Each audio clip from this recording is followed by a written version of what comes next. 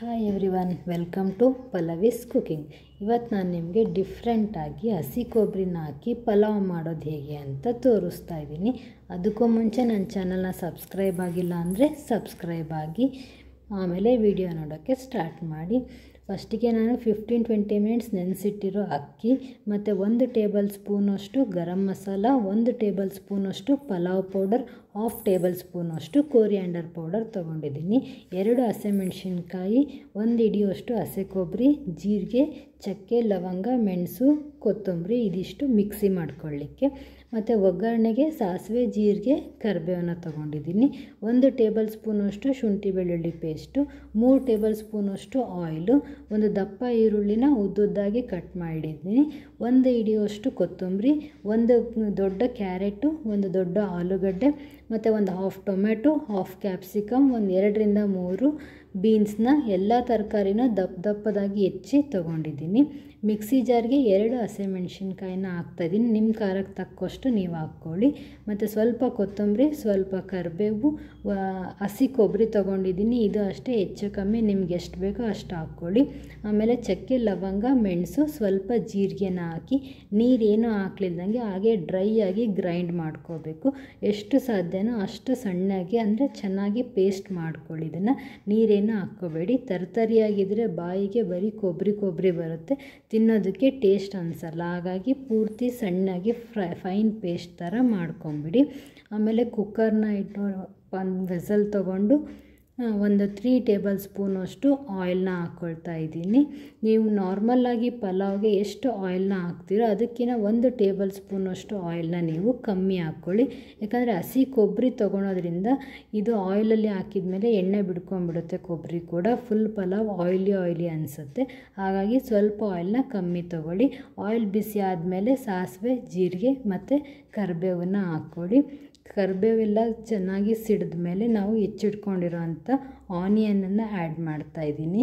ಇಲ್ಲಿ ನಾನು ಆನಿಯನ್ನ ಉದ್ದುದ್ದಾಗಿ ಕಟ್ ಮಾಡಿ ಇಟ್ಕೊಂಡಿದ್ದೀನಿ. ಆಮೇಲೆ ಹೆಚ್ಚಿಟ್ಕೊಂಡಿರೋ ಅಂಥ 1 ಕ್ಯಾರೆಟನ್ನು ಇಲ್ಲಿ ಹಾಕ್ತಾಯಿದ್ದೀನಿ. ಆಮೇಲೆ ಬೀನ್ಸ್ನ 2ರಿಂದ 3 ಬೀನ್ಸ್ನ ಹಾಕ್ಕೊಳ್ತಾ ಇದ್ದೀನಿ. 1/2 ಕ್ಯಾಪ್ಸಿಕಮ್ನ ಹಾಕ್ಕೊಂಡಿದ್ದೀನಿ. ಆಮೇಲೆ ಸಿಪ್ಪೆ ತೆಗೆದಿಟ್ಕೊಂಡಿರೋ ಅಂಥ ಒಂದು ಪೊಟ್ಯಾಟೋನ ಹಾಕ್ಕೊಂಡು ಆಯಿಲಲ್ಲಿನೇ ಚೆನ್ನಾಗಿ ಫ್ರೈ ಮಾಡ್ತಾಯಿದ್ದೀನಿ. ತರಕಾರಿಗಳು ಆಯಿಲಲ್ಲಿ ಫ್ರೈ ಆಗೋದಕ್ಕೂ ನೀರಲ್ಲಿ ಕುದಿಯೋದಕ್ಕೂ ಟೇಸ್ಟ್ ತುಂಬಾ ಡಿಫ್ರೆನ್ಸ್ ಇದೆ. ಆಯಿಲಲ್ಲಿ ಫ್ರೈ ಆದರೆ ಟೇಸ್ಟ್ ತುಂಬ ಚೆನ್ನಾಗಿ ಬರುತ್ತೆ.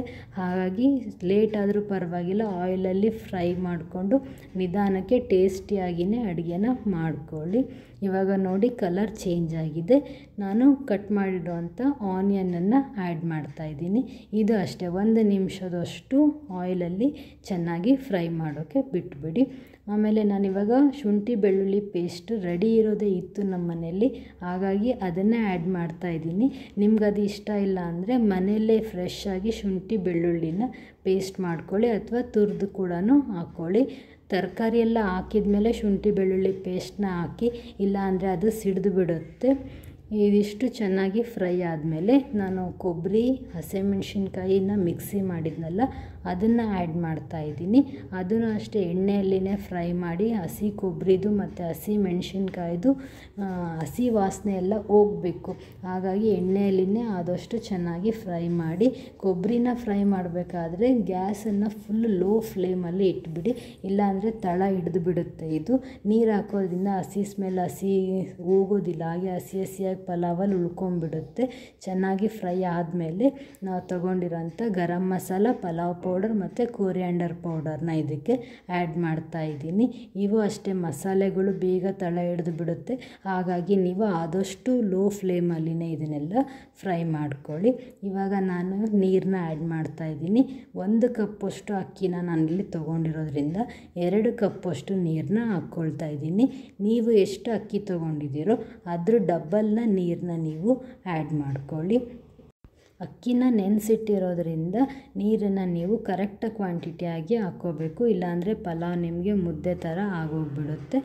ಆಮೇಲೆ ನೀವು ಸಡನ್ನಾಗಿ ಏನಾದರೂ ನಾವು ಪಲಾವ್ ಮಾಡ್ಕೋತಿದ್ದೀವಿ ಅಂತಂದರೆ 1 ಕಪ್ ಅಕ್ಕಿ ತೊಗೊಂಡಿದ್ದೀರ ಅಂದರೆ 2 ಕಪ್ ಹಾಕಬೇಕಲ್ಲ, ಅದರ ಬದಲು 1/4 ಕಪ್ಪಷ್ಟು ನೀರನ್ನು ಹೆಚ್ಚಾಗಿ ಹಾಕ್ಕೊಂಡ್ರೆ ಪಲಾವ್ ಚೆನ್ನಾಗಿ ಬರುತ್ತೆ. ಆಮೇಲೆ ರುಚಿಗೆ ತಕ್ಕಷ್ಟು ಉಪ್ಪನ್ನ ಆ್ಯಡ್ ಮಾಡ್ಕೊಳ್ಳಿ. ಉಪ್ಪನ್ನ ಯಾವಾಗಲೂ ನೀರಿಗೆ ಹಾಕ್ಕೊಳ್ಳಿ.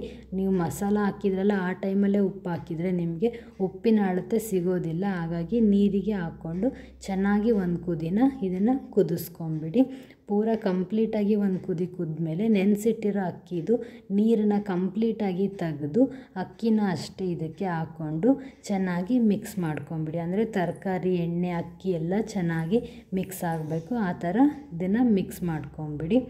ತುಂಬ ವೆರೈಟೀಸ್ ಆಫ್ ಪಲಾವ್ನ ಮಾಡ್ಬೋದು, ಆದರೆ ನಮ್ಮ ಮನೇಲಿ ಇದು ಕೊಬ್ಬರಿದು ಪಲಾವ್ ಮಾಡಿದರೆ ತುಂಬಾ ಇಷ್ಟಪಡ್ತಾರೆ. ಹಾಗಾಗಿ ನಾನು ನಿಮಗೆ ಇದನ್ನ ತೋರಿಸೋಣ ಅಂತ ಮಾಡ್ತಾಯಿದ್ದೀನಿ. ನೋಡಿ ಚೆನ್ನಾಗಿ ಇವಾಗ ಕುದಿ ಬರ್ತಾಯಿದೆ ಪಲಾವು.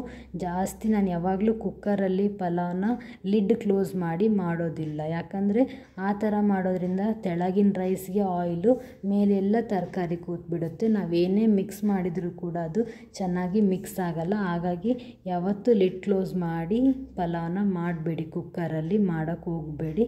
ಇವಾಗ ನೋಡಿ ಒಂದು 80% ಪಲಾವ್ ರೆಡಿಯಾಗಿದೆ. ನಾನು ಸ್ವಲ್ಪ ಕೊತ್ತಂಬರಿನ ಹಾಕ್ಕೊಂಡು ಮತ್ತೆ ಮೇಲೆ ಕೆಳಗೆ ಚೆನ್ನಾಗಿ ಮಿಕ್ಸ್ ಮಾಡ್ಕೋತೀನಿ ಇದನ್ನು. ಇನ್ನು ಒಂದು 20% ಪಲಾವ್ ಆಗುತ್ತೆ ಅನ್ನೋ ಟೈಮಲ್ಲಿ ಕೊತ್ತಂಬರಿನ ಆ್ಯಡ್ ಮಾಡಿ ಮೇಲೆ ಕೆಳಗೆ ಚೆನ್ನಾಗಿ ಮಿಕ್ಸ್ ಮಾಡಿಕೊಂಡು ಒಂದು ಪ್ಲೇಟ್ನ ಇದಕ್ಕೆ ಕ್ಲೋಸ್ ಮಾಡಿ ಲೋ ಫ್ಲೇಮಲ್ಲಿ ಇಡೋಕ್ಕೆ ಬಿಟ್ಬಿಡಿ. ಆ ಥರ ಮಾಡೋದ್ರಿಂದ ಅಕ್ಕಿ ಚೆನ್ನಾಗಿ ಅಳ್ಕೊಂಡು ಅನ್ನ ಉದುರಾಗಿ ಬರುತ್ತೆ. ನೋಡಿ ಇವಾಗ ಕ್ಲೋಸ್ ಮಾಡ್ತೀನಿ. ನಿಮ್ಮ ಮನೆಯಲ್ಲೂ ಕೂಡ ಇದನ್ನು ಟ್ರೈ ಮಾಡಿ ಯಾವ ಥರ ಟೇಸ್ಟ್ ಬಂದಿತ್ತು ಅಂತ ಕಮೆಂಟ್ ಬಾಕ್ಸಲ್ಲಿ ಕಮೆಂಟ್ ಮಾಡಿ. ನೋಡಿ ಉದುರಾಗಿ ಟೇಸ್ಟಿಯಾಗಿ ಡಿಫ್ರೆಂಟ್ ಟೇಸ್ಟಾಗಿರೋ ಪಲಾವ್ ರೆಡಿಯಾಗಿದೆ. ನನ್ನ ಚಾನಲ್ನ ಸಬ್ಸ್ಕ್ರೈಬ್ ಆಗಿಲ್ಲ ಅಂದರೆ ಸಬ್ಸ್ಕ್ರೈಬ್ ಮಾಡಿ, ಲೈಕ್ ಮಾಡಿ, ಶೇರ್ ಮಾಡಿ ಅಂತ ಕೇಳ್ಕೊಳ್ತೀನಿ. Thanks for watching.